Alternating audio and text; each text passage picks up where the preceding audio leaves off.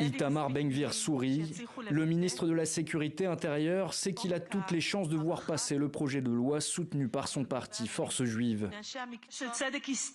C'est un moment de justice historique, un moment où nous choisissons la vie et cessons de composer avec la cruauté.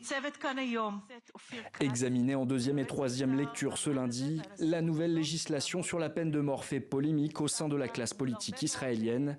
En cas d'adoption, elle pourrait de facto s'appliquer à un Palestinien qui tuerait un Israélien, mais pas l'inverse. À l'international, c'est un tollé, notamment auprès des pays alliés d'Israël. Dimanche, les ministres des Affaires étrangères de France, d'Italie, d'Allemagne et du Royaume-Uni l'ont dénoncé dans un communiqué commun. Nous sommes particulièrement préoccupés par le caractère discriminatoire de fait de ce projet de loi. Son adoption risquerait d'affaiblir les engagements d'Israël concernant les principes démocratiques. Un vote décrié par l'autorité palestinienne et qui traduirait une tendance de fond de la politique israélienne, selon la rapporteuse spéciale des Nations Unies sur la situation des droits de l'homme, Francesca Albanese. Le projet de loi sur la peine de mort pour les détenus palestiniens marque une nouvelle escalade dangereuse. J'ai donc recommandé que les responsables, tels qu'Itamar Ben-Gvir, fassent l'objet d'une enquête et, le cas échéant, que les mandats d'arrêt soient émis.